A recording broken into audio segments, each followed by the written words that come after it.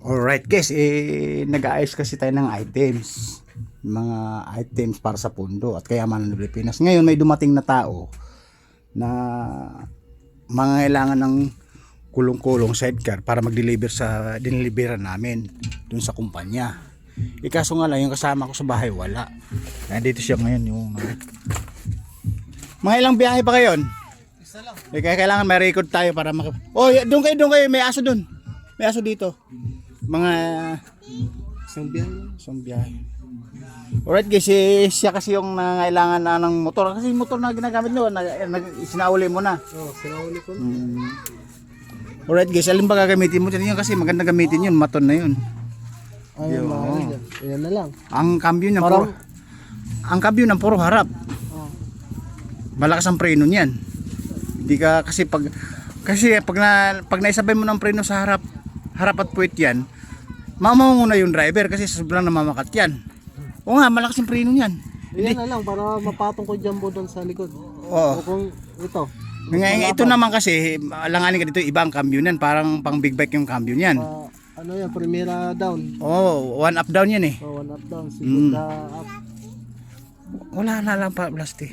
Segunda up. Kasi guys, mga ilang araw na wala ka ng motor pala.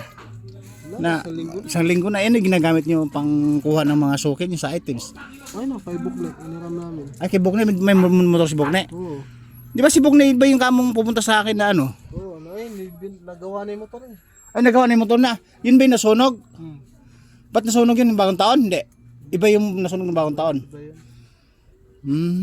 Alright guys, yung ngayon, tama ngayon mga mag alas 12 na.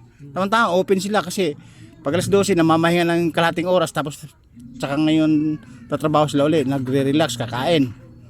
Ilang araw ba kayo nagbumiyahe sa din mga ilang linggo? Sa isang araw, sa isang linggo, ilang beses ka na bumabiyahe din pala? Wala, ngayon lang uli ako nag-delay ko. Di ba nung makikita kitang dumadaan dito lagi? Hinahakot yun. Ay, hinahakot nino? Yun, nang nila sita. Ngayon, pag binigay ko naman sa'yo ito, Mamaya, balik ko rin.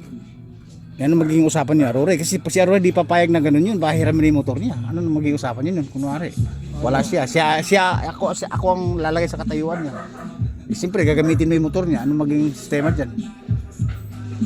Oh. Kasi panalo ka rin doon sa Junction 3 lang.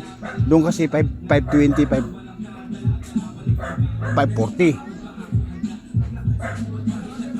Ano magiging usapan niyo dyan? Hindi mo papayag na papagamit lang yan. Magagasol din ako.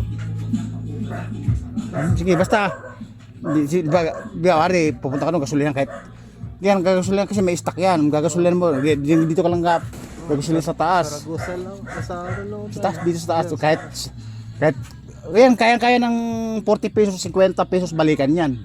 May sobra pa lang siguro 10 piso. Kasi Kakarga ko 100. kahit na siguro, ibig sabihin, kahit na siguro yung iba kasi yung hatak ng gasolina sa bigat. Iba'y kain nun. Pero pag magaan, kunti lang kinakain. Pag mabigat kasi, iba'y kain nun. Karton lang, sasarap eh. Mga tingin mo, mga 150 kilos siguro. At baka wala pa. Alright guys, doon kasi binabiyahe namin sa may Carpel, sa kumpanya. Kasi yung motor kasi nila, sinauli na, sinurin din niya kasi nga medyo may tampuhan sila. Ngayon, pag na-maintain mo ng maayos yun, baka sa'yo mapupunta yan. Kasi pabubuo namin yung motor doon sa... Alam mo ba yung tulay doon na may bangka? Amin yung nakahiliran na ganon. Sa inyo ba yan? May mabubog? O yung may mga sidecar doon. Nag-iipon ka ba ng bubog? Hindi bubog, motor. May motor na bubong tapos may Honda pa ron. Oh, yung nandito nga sa may... Oh, di ba may Honda tapos may kasunod pa may bubong. Tabi ni Pandak. Oh, amin yun. Ngayon bigyan mong gilas yung kasama ko si Dunya Aroy, bigyan mo ng gilas. Kahit bawat biyahe, kahit bigyan mo ng 50, ganun lang siguro. Kahit para hindi naman siya matuwa naman siya kasi hindi mapapayag din yun na ano. Kahit yung panggasolina, wari, tuturuan kita, di ba 100 kami ibibigay gasolina mo. Gasolina mo ng 50, gasolina, yung 50, iabot mo sa kanya. Di ba 100 yun. Ganun din yun, para ka rin na gasolina. Kasi para matuwa, sa akin wala nang problema eh. Siya kasi nagmi-maintenance sa pag nasira. O ngayon, kakausapin ko ngayon. Oh, Idol! Ayan guys, bida-bida natin. Kaway ka, ikaw talaga, tinitignan mo na naman yung hacienda natin. Guys, mayaman yan, big time dito sa Nueva Ecija yan. Siya yung milyonaryo. Tingnan mo, Warriors 28.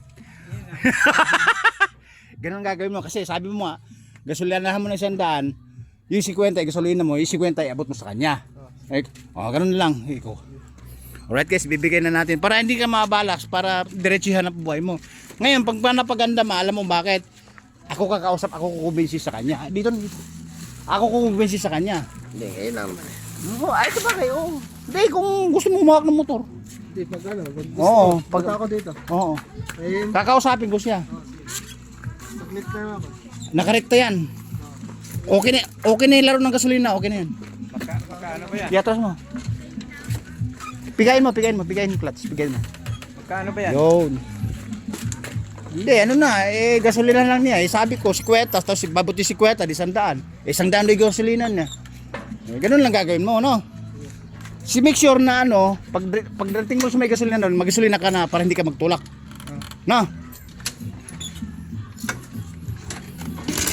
Di ba? One click lang yan. Okay.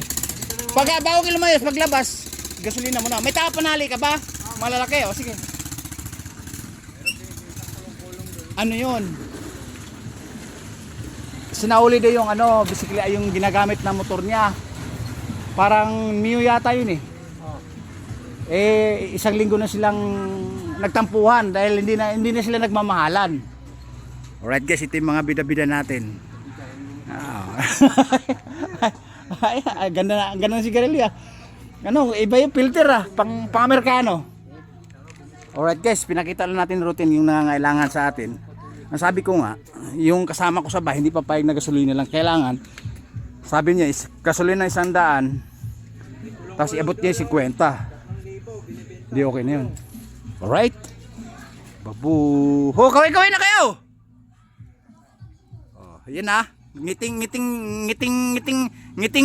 talaga, ngiting artista Babu, nagugutom na, babu.